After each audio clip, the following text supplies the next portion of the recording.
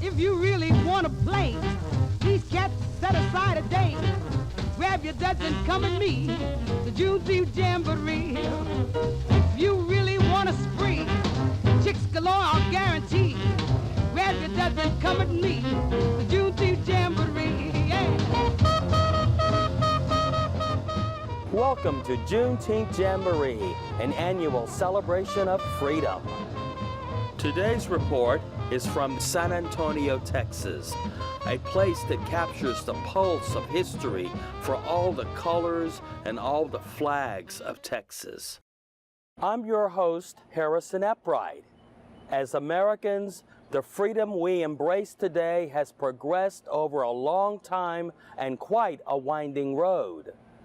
This episode of Juneteenth Jamboree looks at some earlier African Americans in the Western Badlands who found there a tempting flavor of America's promise. We study African American soldiers and learn about black cowboys, and we'll meet some black Indians who have always been free.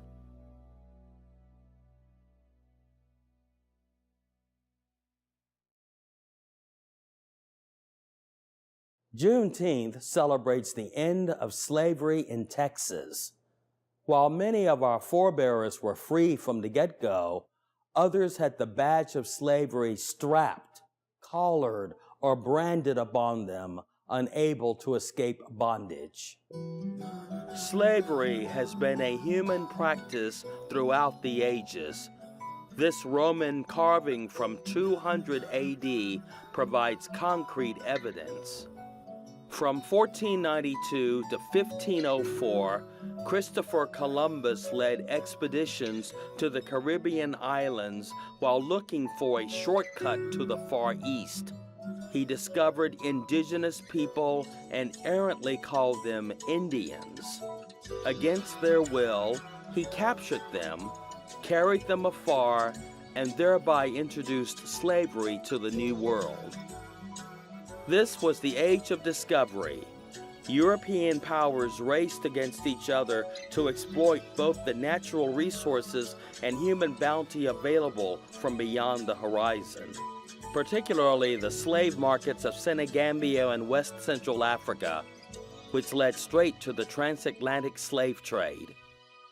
Over 10 million Africans survived the debilitating Middle Passage despite a high fatality rate. This set the stage for the British to join the race for conquest and launch an overseas empire. Starting by 1607, they set out for America and made landfall in a region belonging to an Algonquin tribe. The newcomers beat back the natives and called the new land the colony of Virginia. British mariners rose to dominate the North American slave markets. Perpetual chattel servitude for what some called the African strangers began in 1641. Over time, this came to divide the country, reaching a high pitch in 1861, the Civil War.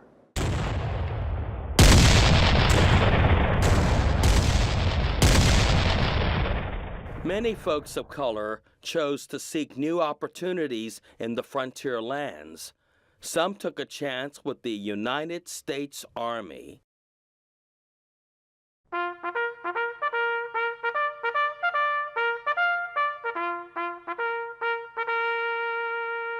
African Americans have bravely served our country's military since the American Revolution, present on both sides of that conflict. Folks tend to point to Crispus Attucks, born from a Native American mother and an African slave. He wasn't actually in the military. He was more like a stevedore at Boston Harbor. On the 5th of March in 1770, he was on shore leave when the occupying British Army's 29th Regiment of Foot erupted with violence. And so Crispus Attucks became the first American who died by British gunfire during what's known as the Boston Massacre, 3 years before the infamous Tea Party.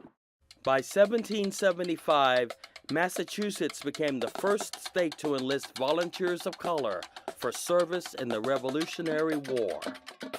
The war between the states also mobilized men of color.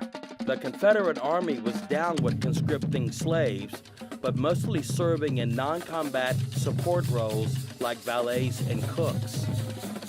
On the other hand, Union militias armed both freemen and slaves.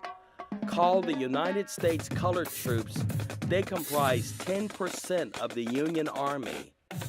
Despite the certainty of death if captured by the Confederacy, they served with distinction and courage wherever they were called to battle.